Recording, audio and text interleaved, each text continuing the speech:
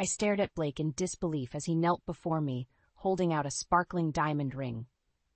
"Harper, will you make me the happiest man alive and marry me?" My heart raced, and I felt a rush of excitement mixed with nervousness.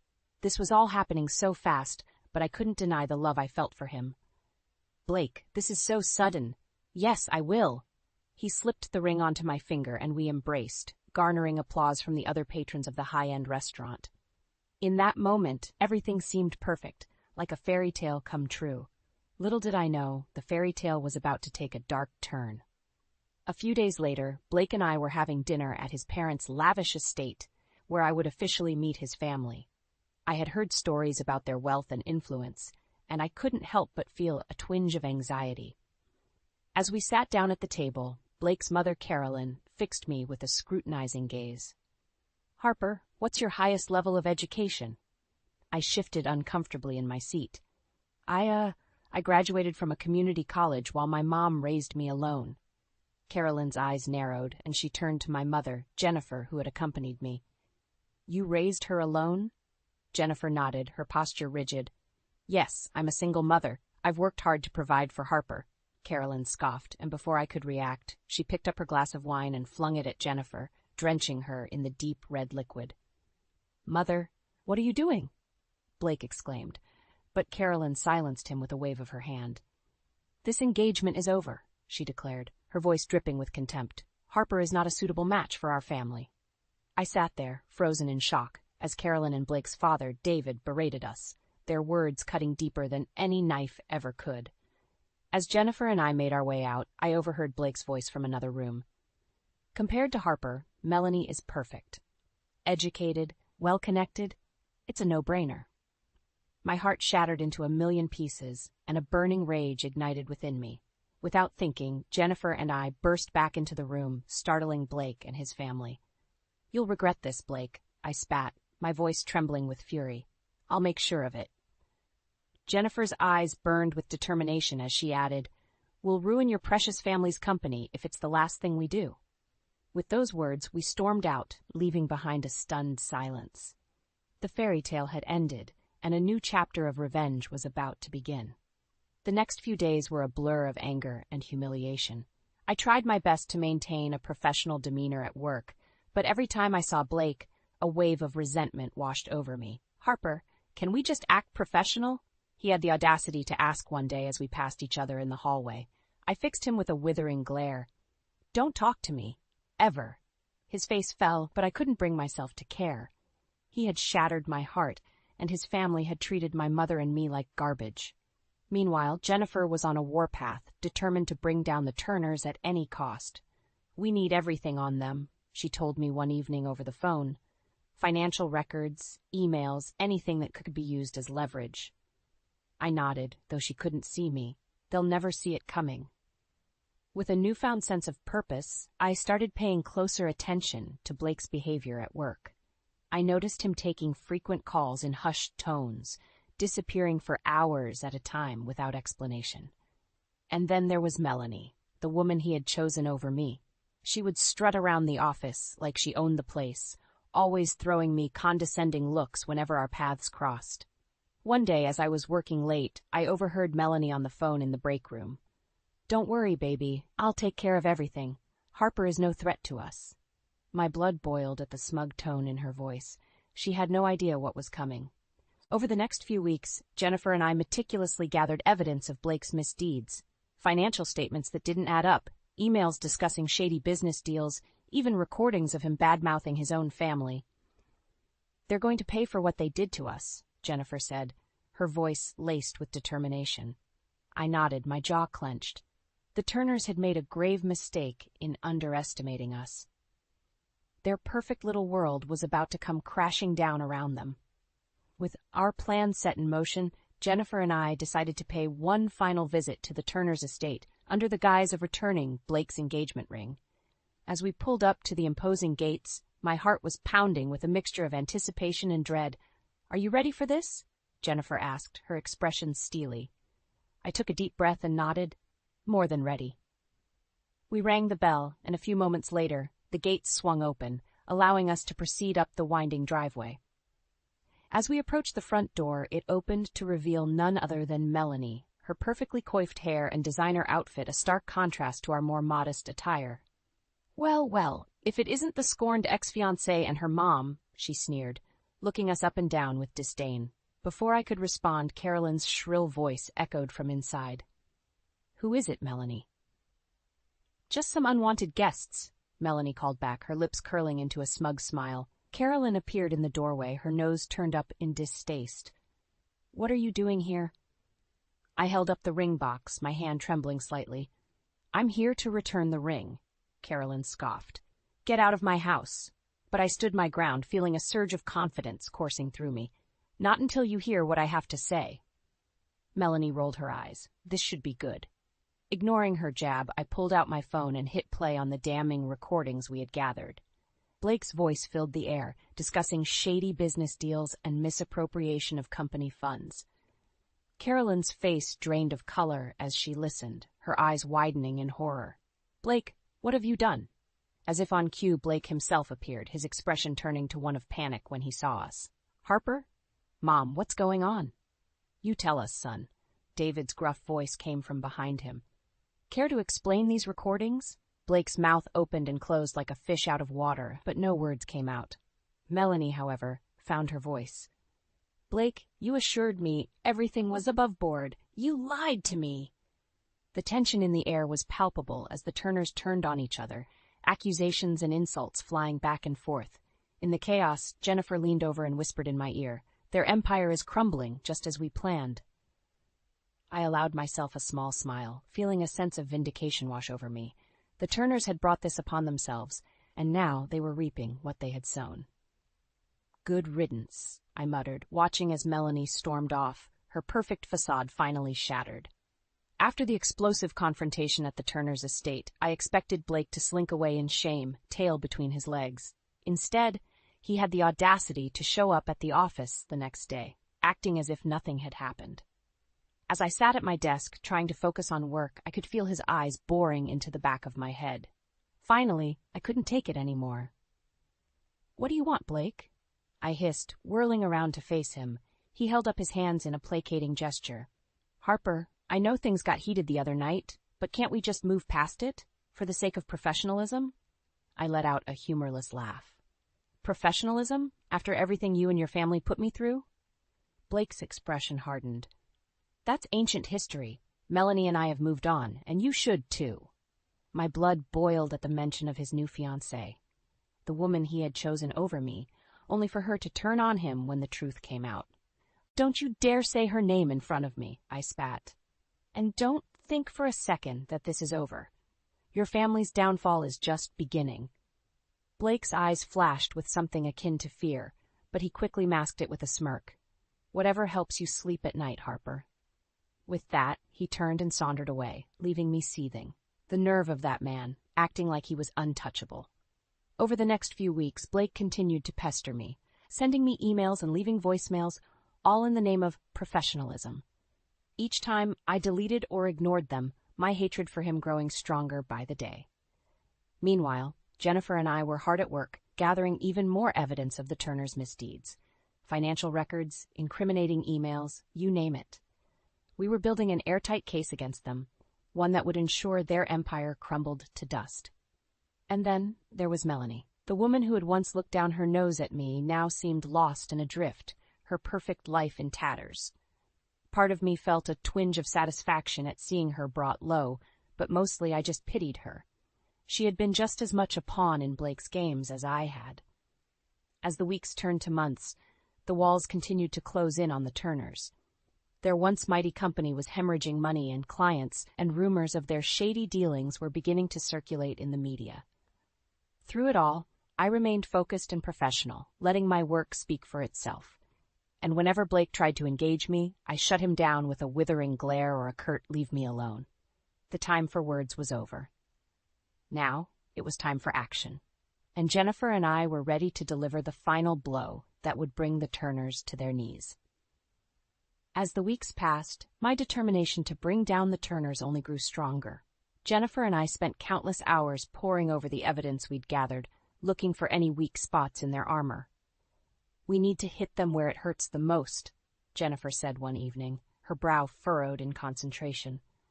"Their reputation, their finances, everything." I nodded in agreement. "They'll regret the day they ever crossed us." Meanwhile, at the office, I couldn't help but notice Blake's behavior becoming increasingly erratic. He would disappear for hours at a time, only to return looking disheveled and stressed. I couldn't help but wonder what shady dealings he was up to now. One day, as I was leaving for the evening, I caught sight of Blake in a heated conversation with a man I didn't recognize. Their voices were hushed, but the tension was palpable. "You have to take care of this, Blake," the man hissed. "Your family's reputation is on the line." Blake ran a hand through his hair, his expression one of pure desperation. I know. Just give me a little more time." As they parted ways, Blake caught sight of me and froze, his eyes wide like a deer in headlights. Before he could say anything, I turned on my heel and walked away, my mind whirling with questions. What kind of trouble was Blake in now? And more importantly, how could I use it to my advantage? Over the next few days, I made it a point to keep a closer eye on Blake's comings and goings. I noticed him taking more and more clandestine meetings, always with different, shady-looking characters. It was clear that whatever he was involved in, it was deep and far-reaching, and if my hunch was correct, it could be the key to finally bringing down the entire Turner empire. As I shared my observations with Jennifer, her eyes lit up with a fierce determination.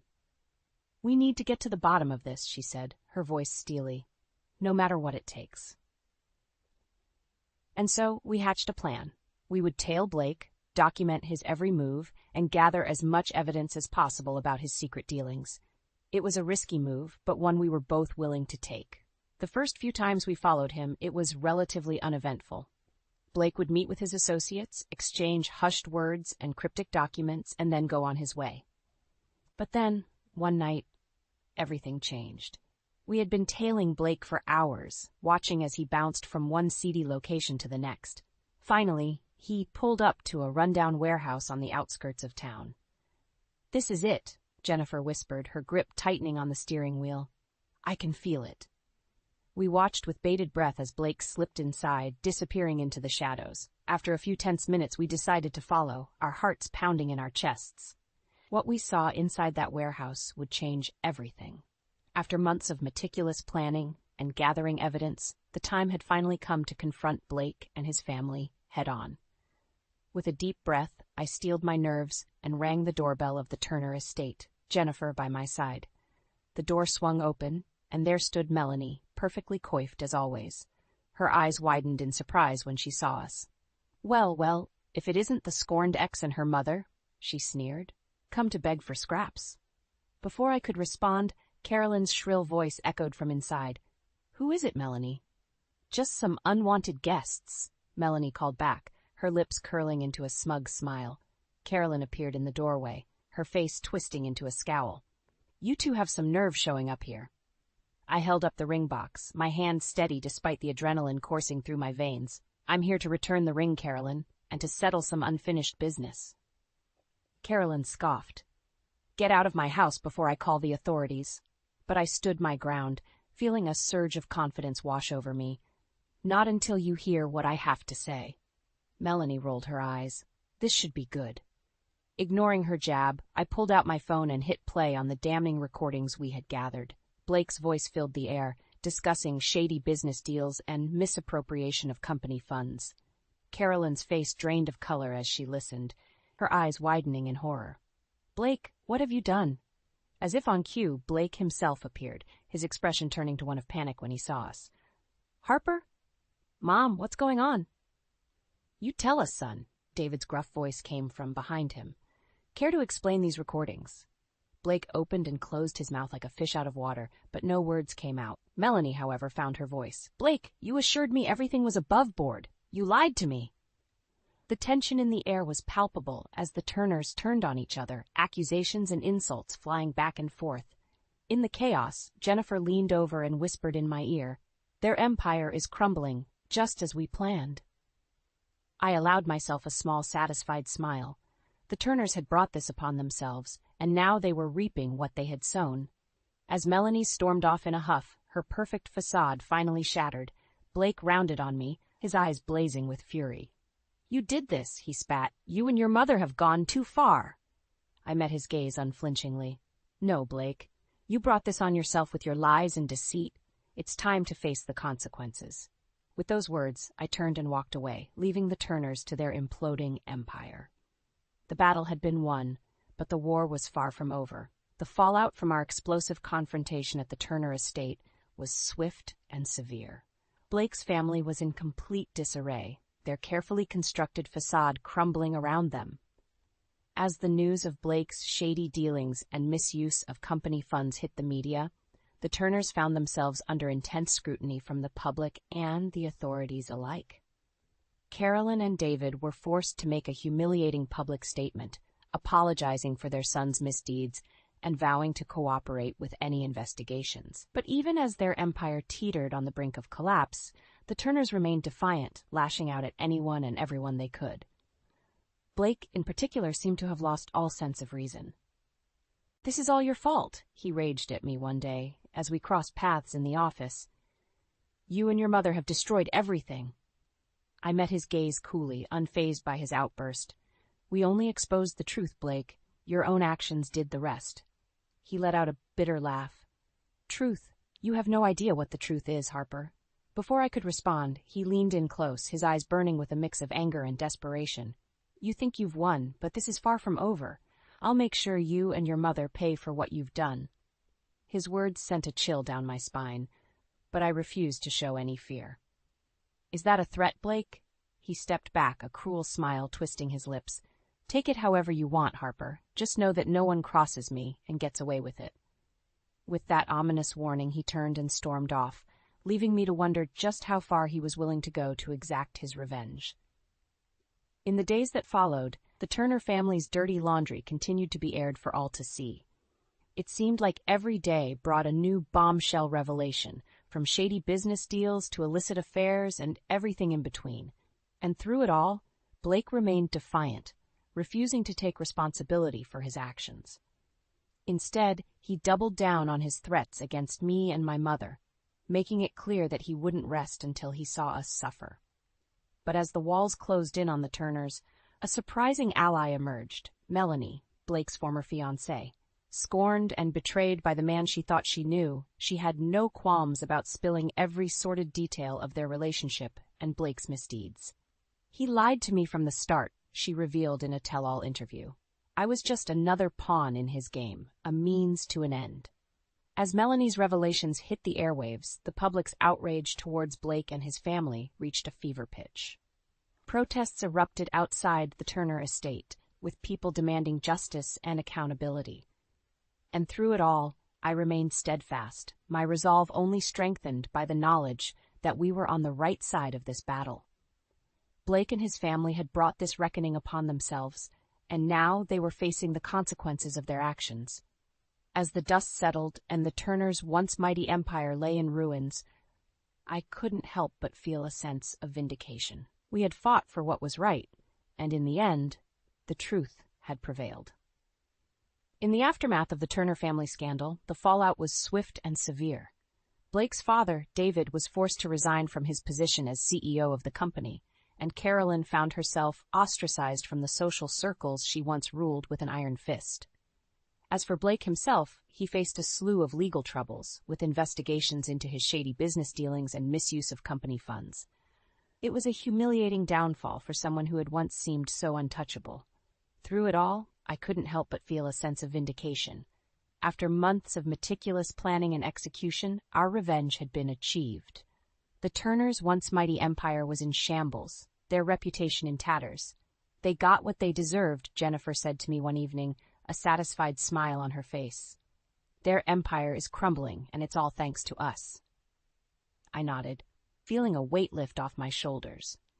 We had fought for justice, and in the end, the truth had prevailed. In the weeks that followed, I found myself adjusting to a new normal. The company I worked for had undergone a major restructuring in the wake of the Turner scandal, and I was transferred to a different department, far away from the toxic environment that had once surrounded Blake and his family. It was a fresh start, and one that I embraced wholeheartedly. Gone were the days of walking on eggshells and dealing with Blake's constant harassment. Instead, I was able to focus on my work and thrive in a supportive, positive environment. As for my personal life, I found myself taking a step back from the dating scene. After the betrayal I had experienced with Blake, I was wary of opening my heart too quickly. But deep down, I knew that one day, when the time was right, I would find someone who truly deserved my love and trust. In the meantime, I poured my energy into my career and my relationship with my mother. Jennifer and I had grown even closer through our shared ordeal, and we found strength in each other's support. "You're an inspiration, Harper," she told me one day, her eyes shining with pride. "You never gave up, even when the odds were stacked against us." I smiled, feeling a warmth bloom in my chest. "I couldn't have done it without you, Mom. We're a team, always." As the months passed, the Turner family scandal faded from the headlines, but the lessons I had learned would stay with me forever. I had seen firsthand the consequences of greed, deceit, and entitlement, and I vowed never to let those toxic traits take root in my own life. Instead, I focused on cultivating patience, discernment, and a strong moral compass. I knew that true happiness and fulfillment could only come from living an authentic, honest life, something that the Turners had clearly failed to grasp. And as for the future, well, the possibilities were endless. With the weight of revenge lifted from my shoulders, I felt free to pursue new opportunities and embrace whatever challenges life had in store. One thing was certain: I would never again let anyone underestimate me or treat me like a second-class citizen. The Turners had learned that lesson the hard way, and I was all the stronger for it.